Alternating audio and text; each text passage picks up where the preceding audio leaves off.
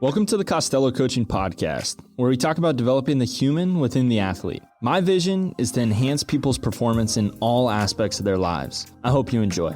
What's up, guys? I'm going to be coming at you with a solo podcast today. I'm going to be breaking down something that's really a true core tenet of the way that I coach and the way that I observe and the way that I work. Now, what I notice about myself is I am constantly evolving. So what I'm focused on today might not be what I'm focused on in the next 12 months, 18 months, 24 months, because I'm always evolving.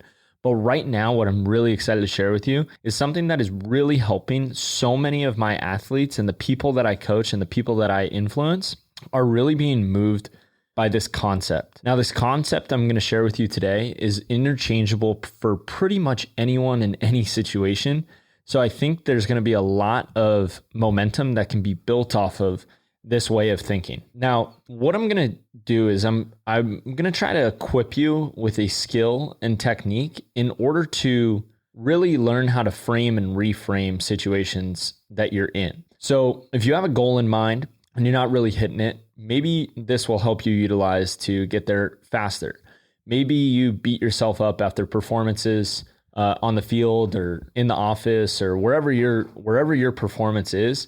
Maybe you're not doing a good job of breaking down how your performance went and how you could improve and how you can get better. So what we're going to do today is we're going to break down the subjective versus the objective. I love this concept, the subjective versus the objective. So where I want to begin with this is first define what the subjective is. The subjective is based and influenced by your feelings and your opinions. Now, that's pretty much the majority of the way the world works today. Most people come at things with their opinions. They share their opinions, share their feelings, share their thoughts, but not much of it is backed up and supported by fact. And so what ends up happening is you get a ton of messages out there that are all opinion-based. And most people get confused by this. They get confused by what is the fact? What is the truth? That person's smart, but that's their opinion. Does that mean that's true? Does that mean that's false? And it can be confusing. Now, what's harder is actually when we do that to ourselves. So when we speak to ourselves subjectively, what ends up happening is we end up getting down this rabbit hole of our thoughts and opinions rather than what is actually happening. I try to stay practical and I try to stay real in what I'm doing. And that is why I try to do the majority of my work within the objective. Now, what the objective is something that is represented by facts. So for example, when we're coaching a baseball athlete, because I always refer to baseball players because that's my world. But when we're working with a baseball player, what we're going to do is we're going to share their statistics and share their metrics. So everything that we're going to do is going to come from an objective point of view. When you're training, you need to do this many sets, this many reps, this many times. And we can build out a training protocol for a month at a time, a week at a time, a day at a time, an hour at a time, 30 minutes at a time, all the way for 12 months out, 10 years out. And you can be objective because you can be factual about the time and where their physical body needs to be in relation to that time. This can all be supported by the facts of how you're going to achieve that. So now it's going to require this many calories. It's going to require this many training sessions. It's going to require a certain amount, and you can quantify. And what ends up happening when you quantify and you make objective claims, you then can anchor and draw anchor towards those goals. Now, on the contrary, that's forward thinking. So that's thinking about the future. And you can help someone gain momentum by setting up objective measurements so that they can track their progress. Whereas most people say, oh yeah, I want to achieve this. I want to go out and do this because it's going to make me feel this certain type of way. And I want that fancy car and I want to get drafted in the first round. I want to be a C-level executive. I want to do all these things that are really cool and flashy, but it's not anchored with any objective results. I want to make money. Okay, that could be I want to make $10, or that means you can make $10 million. Making money is money. So $1 or $10 million, it's all making money. It's how much, by when, how am I going to achieve it? What is it worth to me? Why am I doing it? And then all of a sudden you can start to really realize why you're going about what you want to be doing. Now, to tie this back into the subjective, most people judge themselves from a subjective point of view. They are not sharing the true facts about the matter. They're more so sharing their opinions about the matter. Now, this happens with people. I've seen this actually with athletes coming off injury. I'll share a really cool story. Hey guys, hope you're enjoying the show. Only way this podcast grows is if it's shared. So please share it with your friends, family, or anyone you feel like it can help enhance their performance in their life. A little karma goes a long way. Let's get back to the show.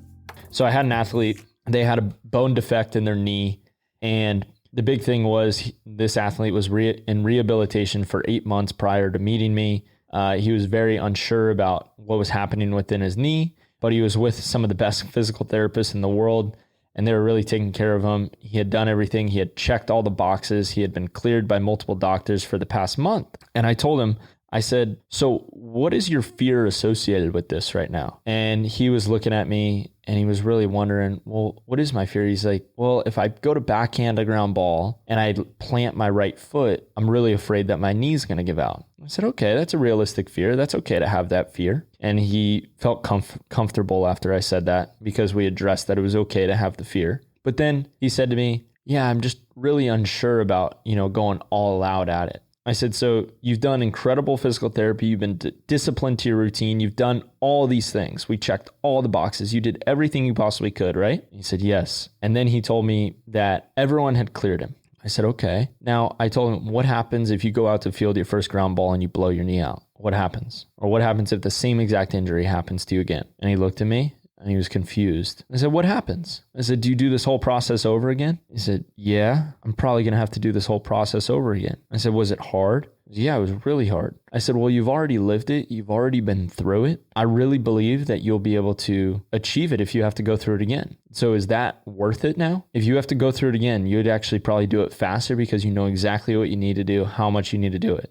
I said, so this should remove your fear. You have been objective about everything. So objectively speaking, you're perfectly fine. But subjectively speaking, you're unsure. So if you anchor yourself in the objective, all of a sudden that takes your fear away. So when people are fearful about situations, it's because they're lost in their feelings and emotions rather than thinking about the facts. If you're prepared for an opportunity and you're factually prepared for the opportunity, you then should not be fearful of it because then you're lumped in between your subjective and your objective. What is the objective mission of the day? And you go out and achieve it, all of a sudden things become so much simpler. I love using the grocery store analogy. When you go in and you know you need food, but you don't really know what food you need, you end up walking around the grocery store for 20 minutes. But the second you walk in with a list and you have 10 to 15 items on that list, and you know you need to go here, here, here, you're going to circle around to the fruit, then you're going to grab the meat, then you grab the meat, and then you're going to get the bread, and you get the bread, and you're going to get the vegetables, then you're going to go get the snack that you wanted, and then you're going to get the drink, and you check out, and you're in and out of there in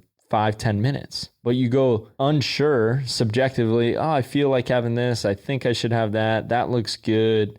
You end up rolling through and it takes forever. So where people need to shift their mind towards is they need to shift towards the objective more often. And this also can help you when you're in confrontation with others as well. What I've noticed is when people challenge me, maybe on my coaching, it might be because the coaching and the training hasn't been objective enough. It's my thoughts, it's my feelings about what someone should do, more so than the fact of what they should be doing. So when I have my facts supported and my objections supported, what ends up happening is people receive my information so much easier. Not because I'm coming at them with a large ego or anything, but more so because I'm giving them facts and information that is true. And they can see how it's supported and the reason why I'm giving them this information. So when you go about your business or you go about anything you're doing, stick to the objection rather than the subjective. Okay, so work with the objective, stay away from the subjective. Last thing on this,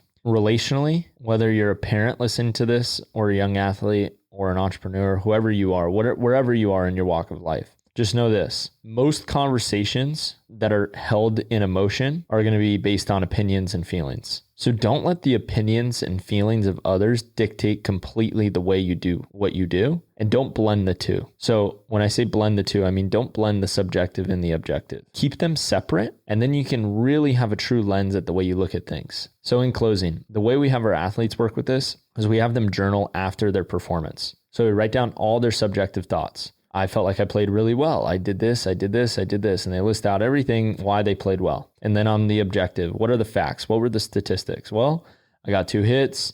I made 3 plays in the field. I did this, I did that. and they then align them. After aligning them, they say, how can I improve? We have a little line underneath. How can we improve? And then they look at both subjective and objective. And they say, okay, I can improve here, here, and here. Then on the bottom, we say, what were the mistakes? And we label the mistakes, but then we anchor them. We anchor them with the objective of what they can do to fix the mistakes. So then we're taking a real clear lens. We're clearing our lens on what it looks like and what the truth is about the performance. If you can truly look at the performance from an objective point of view, stare at the facts of what happened, you can then be much more clear about the way you go about your business in the future and how you handle the situations that you're currently living in. So if you get anything from this today, get out of thoughts and feelings and get to facts. And once you get your facts straight, you then can reverse engineer it and have your thoughts and feelings about those facts and how you're going to create change or how you're going to do better or what adjustments need to be made based off the facts. So don't be making your decisions based off thoughts and feelings. Look at the facts first and then see where you can go from there. I hope you learned something from this today, and I hope to continue to share as much value as I possibly can.